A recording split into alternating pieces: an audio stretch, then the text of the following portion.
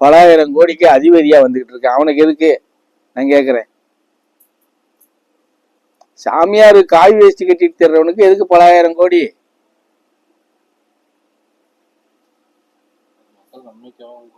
கிடையாது, கிடையவே கிடையாது. ஆமா,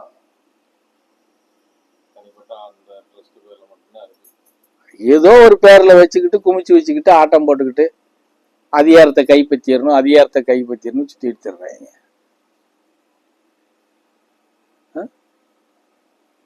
அப்ப அதை நம்ம எப்படி நம்ம ஏத்துக்கிற முடியாது. அது மக்கள் ஏத்துக்கிட்டு போறாங்கன்னா அது அவங்களுடைய எப்படி சொல்றது ஏமாளித்தனம்னு தான் சொல்லணும். அப்படியே ஒவ்வொரு இதுவும் சொல்றது சித்தரிக்கப்பட்டதை சொல்லி சொல்லி சொல்லி சொல்லி சொல்லிதான் அது பின்னாடி ஓடி ஓடிதான் இன்னைக்கு ஏமாந்து போய்கிட்டு இருக்காங்க இன்னைக்கு இவ்வளவோ தூரத்துக்கு.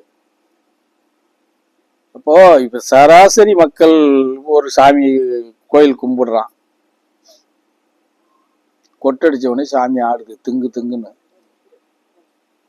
கோயிலுக்குள்ளேயே இருந்து பூநூலை போட்டு பூசை வைக்கிறவங்க வீட்டுல யாரும் சாமி ஆடுறாங்களா? ஒருத்தரை சொல்ல ஒரு குழந்தையாவது ஆடுதா?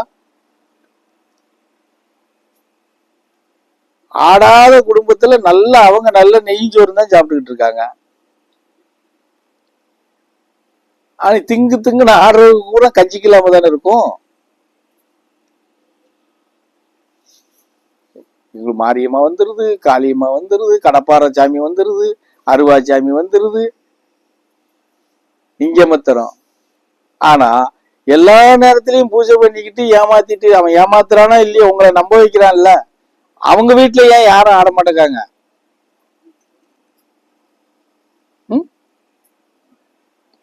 இன்னும் சொல்ல போனா சாஸ்திரத்திலையும் சம்பிரதாயத்திலையும் உங்க சாதாரண மக்களை விட அதி தீவிரமா இருக்கிறது அவங்கதான் இல்லையா? ஐவீகத்தை கடைப்பிடிக்கிறதும் அவங்கதான் சொல்றாங்க. அவங்க ஏன் சாமி ஆட மாட்டேங்காங்க?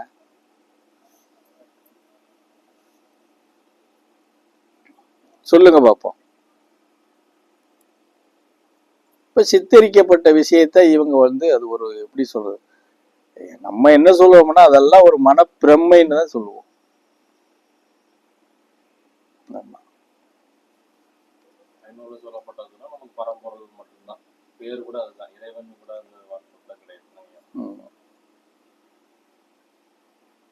பரம்பொருள் தான் கண்ணுக்கு தெரியாதவங்க, அவங்க இயங்குறாங்க, இயங்க வைக்கிறாங்க, எல்லோருக்குள்ளேயும் இருக்கிறாங்க, அவ்வளவுதான்.